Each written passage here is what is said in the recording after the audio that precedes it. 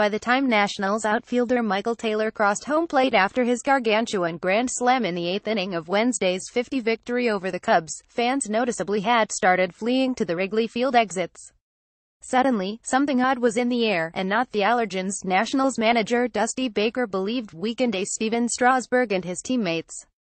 A sense of uneasiness mixed with strong wind and persistent mist to create an atmosphere of uncertainty over the gloomiest day on the Cubs' 2017 calendar.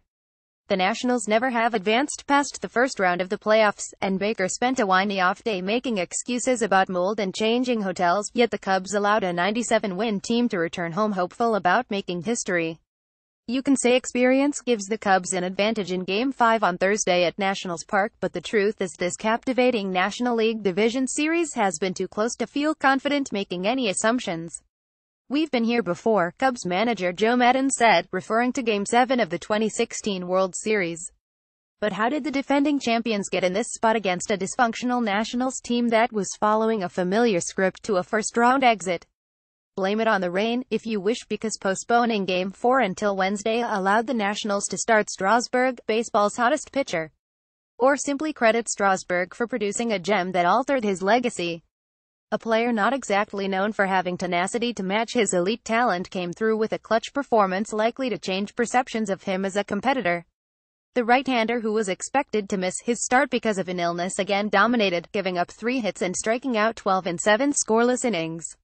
That's nothing to sneeze at. Strasburg's fastball climbed as high as 96 miles per hour, but his changeup was the pitch that made Wednesday night a sleepless one for the Cubs.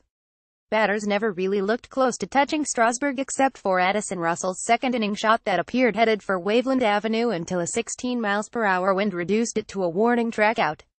Except for a Ben Zobrist double, the Cubs whiffed weakly at almost everything Strasburg threw. How hard was it to hit Strasburg's slider? Anthony Rizzo. "Probably like you going to Slugger's batting cage and trying to hit," Rizzo said. Imagine if Strasburg was healthy.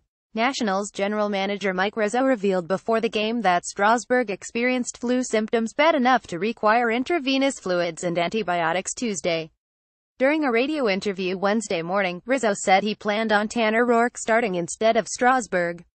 Rizzo's narrative was consistent with the bleak picture Baker painted Tuesday, explaining Strasburg had succumbed to an illness, perhaps related to mold in Chicago.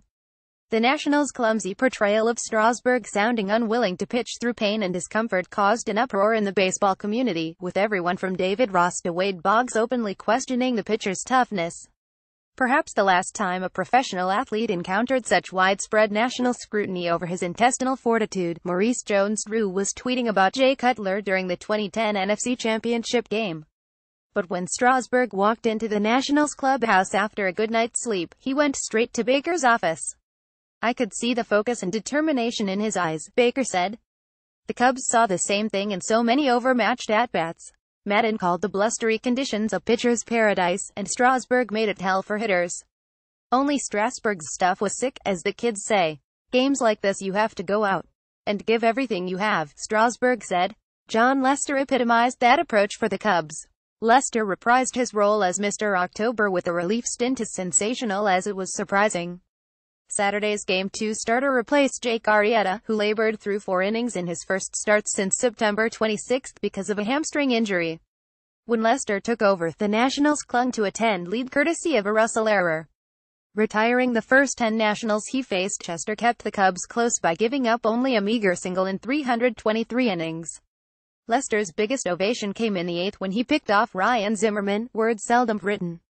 To see Lester overcome his quirky aversion of throwing to first base, under these circumstances, was like watching a therapy session in front of 42,264 people. It punctuated an outstanding performance, all for naught. Everything began unraveling when Maddon pulled Lester with 2 outs in the 8th after Murphy singled on his 55th pitch instead of letting the lefty finish the inning. Reliever Carl Edwards Jr. proved ineffective again, wildly walking the bases loaded. Then Maddon's decision to bring in closer Wade Davis with a 10 count backfired when Taylor became the unlikeliest of villains with a 393-foot home run into the right field basket. "That ball had to be absolutely crushed," Maddon said. Crushed also describes the way Cubs fans felt seeing the Nationals celebrate. Faith still exists in Game 5 starter Kyle Hendricks, who will oppose either Roark or Gio Gonzalez, but the specter of Max Scherzer also looms. "We'll be fine," Madden said, smiling. How fitting that a Cubs season full of so many fits and starts, amid so much inconsistency, now comes down to an outcome impossible to predict. ChicagoTribune.com, Twitter @DavidHa.